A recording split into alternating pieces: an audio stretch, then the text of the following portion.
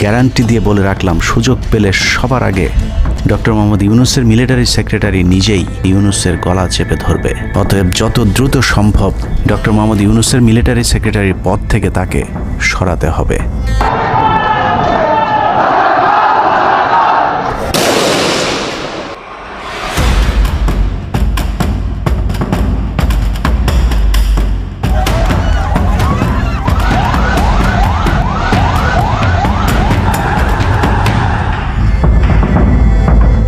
2 সহস্রাধিক মানুষের তাজা প্রাণ আর অন্তত 1010 মানুষের অঙ্গহানির এক রক্তক্ষয়ী যুদ্ধ থেকে মাত্র মাস 3 দূরে দাঁড়িয়ে আজকের কথাগুলো বলছি। শহরের রাস্তায় এখনো শহীদ ওয়াসিমদের রক্তের ছোপ ছোপ দাগ লেগে আছে। স্বাভাবিক জীবনে ফিরতে পারেনি এখনো শহীদের পরিবারগুলো। ইয়ামিনের মা হয়তো কাউকে পেলেই জানতে চাইছে আমার খোকার উপর কিসের এত রাগ ছিল ওদের। সে প্রশ্নের উত্তর হয়তো কেউ কোনোদিন দিতে পারবে না। বুকের ভেতর গুলি নিয়ে নিস্তেজ পড়ে থাকা শরীরটাকে ওরা যেভাবে কুকুরের মতো টেনে হিঁচড়ে খেয়েছে, সভ্য এই সমাজে সেই উত্তর কি আসলেই আছে?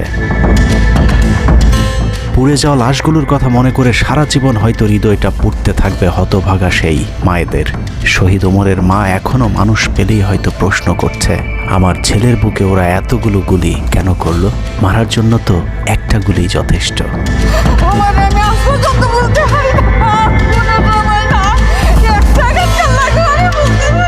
তৃষ্ণা পেলে মুগ্ধের মায়ের হয়তো কানে বেজে উঠবে, পানি লাগবে, পানি।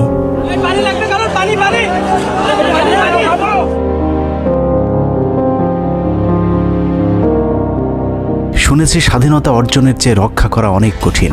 স্বাধীনতার এই পতাকা সমুন্নত রাখতে যারা জীবন দিয়েছেন তাদের সে রক্ত যেন বৃথা না যায়। এ পতাকার জন্য যেন আর কাউকে জীবন দিতে না হয়। স্বাধীনতার এমন যুদ্ধ আর দেখতে চাই না।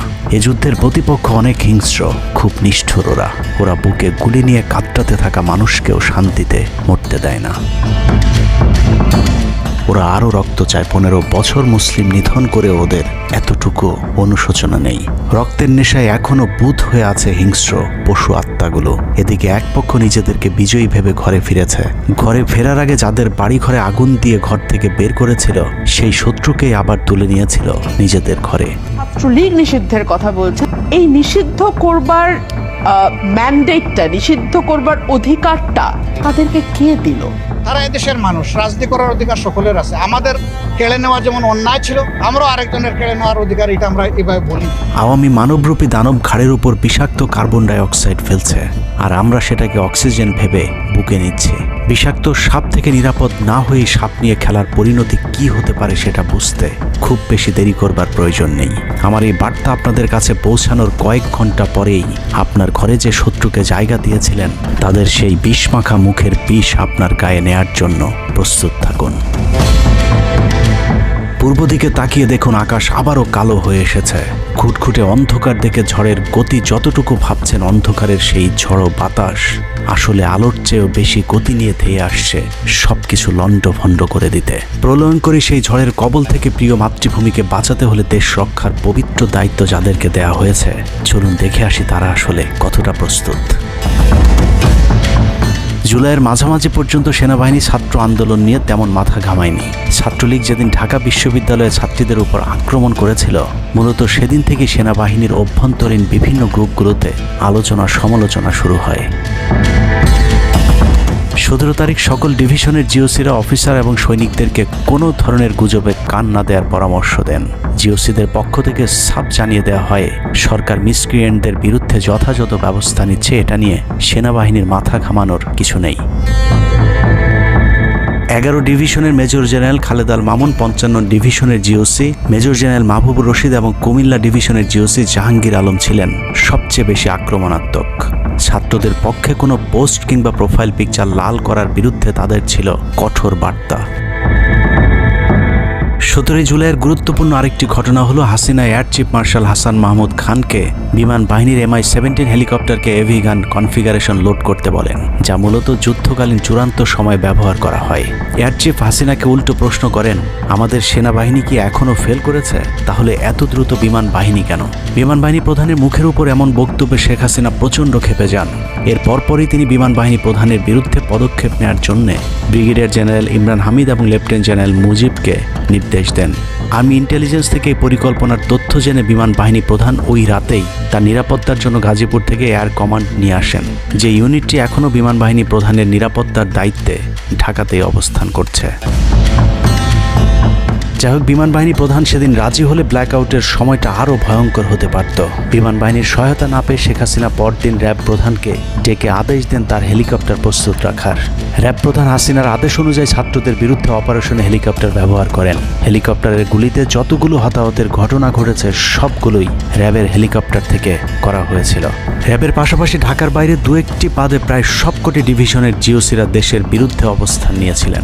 ঢাকার বাইরে থেকে বিশেষ করে ডিভিশন সাপোর্ট ব্যাটালিয়নকে অগ্রাধিকার ভিত্তিতে ঢাকায় নিয়ে আসা হয়, কারণ তাদের সাথে এপিসি সুবিধা ছিল। এপিসি গাড়িগুলো মূলত ছাত্রদের বিরুদ্ধে চূড়ান্ত পদক্ষেপ নেওয়ার জন্যই আনা হয়েছিল। রাষ্ট্রীয় গুরুত্বপূর্ণ এলাকা কেপিআই রক্ষায় 19 তারিখে সেনা নামানোর সিদ্ধান্ত নেওয়া হয়। নিয়ম অনুযায়ী সেনাবাহিনীর কেপিআই রক্ষার দায়িত্ব পালন করার কথা থাকলেও বিভিন্ন জায়গায় দেখা গেছে সেনাবাহিনীর ছত্রছায়ায় পুলিশ এবং আওয়ামী লীগ ছাত্রলীগের সন্ত্রাসীরা ছাত্রদের উপর হামলা চালিয়েছে। কোথাও সরাসরি সেনাবাহিনীকেও গুলি চালাতে দেখা গেছে। এর মধ্যে ঢাকার 46 পদাতিক ডিভিশনের ইনফ্যান্ট্রি ব্রিগেডের ইউনিটগুলো ঢাকার প্রাণ কেন্দ্রগুলোতে ছাত্রদের উপর সবচেয়ে বেশি দমন পীড়ন চালিয়েছে। অনুসন্ধানে 19 থেকে 23 জুলাই পর্যন্ত গণহত্যার সাথে জড়িত সেনাবাহিনীর কয়েকজন অফিসারের নাম উঠে এসেছে, যারা এখনও পর্যন্ত গুরুত্বপূর্ণ সব পদে বহাল আছেন, যা ডক্টর মোহাম্মদ ইউনূস সরকারের জন্য অত্যন্ত বিপজ্জনক। কতটা বিপজ্জনক সেটা বোঝার জন্য আন্দোলনের সময়টাতে ওই অফিসারদের ভূমিকা কী ছিল সেটা একটু দেখে আসি। আন্দোলনের সবচেয়ে বেশি রক্তক্ষেকো ছিলেন বিজিবির ডিজি মেজর জেনারেল আশরাফ। সূত্র জানিয়েছে, ভারতীয় নাগরিকদের বিজিবির পোশাক পরিয়ে মাঠে নামিয়েছিলেন বিজিবির এই মহাপরিচালক। সেনাবাহিনী শেখ হাসিনাকে পদত্যাগের পরামর্শ দেওয়ার পরেও শুধু বিজিবিকে নিয়ে হত্যাকাণ্ড চালিয়ে শেখ হাসিনাকে ক্ষমতায় রাখার গ্যারান্টি দিয়েছিলেন মেজর জেনারেল আশরাফ। 5 তারিখ হাসিনা পালিয়ে যাবার আগ মুহূর্তে তিনি স্বরাষ্ট্রমন্ত্রীকে ফোন করে বলেছিলেন, কয়েক হাজার মানুষ মারলেই পরিস্থিতি ঠান্ডা হয়ে যাবে, অতএব কোনো অবস্থাতেই যেন প্রধানমন্ত্রী পালিয়ে না যান। স্বরাষ্ট্রমন্ত্রীকে তিনি এমনটাই পরামর্শ দিয়েছিলেন। 5 তারিখ সকাল থেকে দুপুর পর্যন্ত ঢাকা শহরে সবচেয়ে বেশি তৎপরতা ছিল বিজেপির। ওই দিন সকাল থেকেই ঢাকার প্রবেশ পথগুলোতে চেকপোস্ট বসিয়ে তল্লাশি চালিয়েছিল মেজর জেনারেল আশরাফের বিজিবি। বিজিবির একটি সূত্র জানিয়েছে, বিজিবি মহাপরিচালক প্রতিদিন সিওদের কাছ থেকে হিসেব নিতেন কে কতজন ছাত্র হত্যা করেছে। বিজিবি মহাপরিচালকের নির্দেশনায় খুনের সেই প্রতিযোগিতায় সবচেয়ে ভালো পারফর্মার ছিল কর্নেল রিদওয়ান। সূত্রের মতে, ছাত্র আন্দোলনে বিজিবি অন্তত 500 শিক্ষার্থীকে গুলি করে হত্যা করেছে। বিজিবি প্রধান এবং রিদওয়ানের মতো তার অনুগত অফিসারদের জেলে থাকার কথা, কিন্তু তারা এখনও গুরুত্বপূর্ণ সব দায়িত্ব পালন করে যাচ্ছে। আর মেজর জেনারেল আশরাফ এখন পর্যন্ত বিজিবি প্রধানের চেয়ারেই বসে আছেন। হত্যাকাণ্ডের বেশিরভাগই জড়িত ছিল বগুড়ার 7 ইস্ট বেঙ্গল। রহস্যজনক কারণে 7 ইস্ট বেঙ্গলকে এখনও পর্যন্ত বগুড়ায় ফেরত না পাঠিয়ে ঢাকাতেই রাখা হয়েছে। মেজর জেনারেল ফেরদৌস হাসান সেলিম, যার মা ছিলেন হাসিনার অত্যন্ত ঘনিষ্ঠ বান্ধবী। ফেরদৌস সেলিম শেখ হাসিনাকে ফুপু বলে ডাকতেন। 27তম বিএমএ লং কোর্সের এই অফিসারের পাসিং আউটে শেখ হাসিনা নিজে উপস্থিত ছিলেন, যদিও হাসিনা তখন বিরোধী দলীয় নেত্রী ছিলেন। ডিজিএফের পদে থাকাকালীন হাসিনার টাকা পাচার এবং থাইল্যান্ডের বিভিন্ন ব্যবসা দেখাশোনার দায়িত্ব ছিল তার। 5 তারিখের সময়টাতে গুরুত্বপূর্ণ কোনো পদে না থাকায় নিজেকে এখন আওয়ামী বিরোধী দাবি করছেন ফেরদৌস হাসান সেলিম।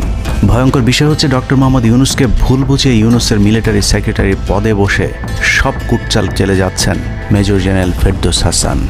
গ্যারান্টি দিয়ে বলে রাখলাম, সুযোগ পেলে সবার আগে ডক্টর মোহাম্মদ ইউনূসের মিলিটারি সেক্রেটারি নিজেই ইউনূসের গলা চেপে ধরবে। অতএব যত দ্রুত সম্ভব ডক্টর মোহাম্মদ ইউনূসের মিলিটারি সেক্রেটারির পদ থেকে তাকে সরাতে হবে।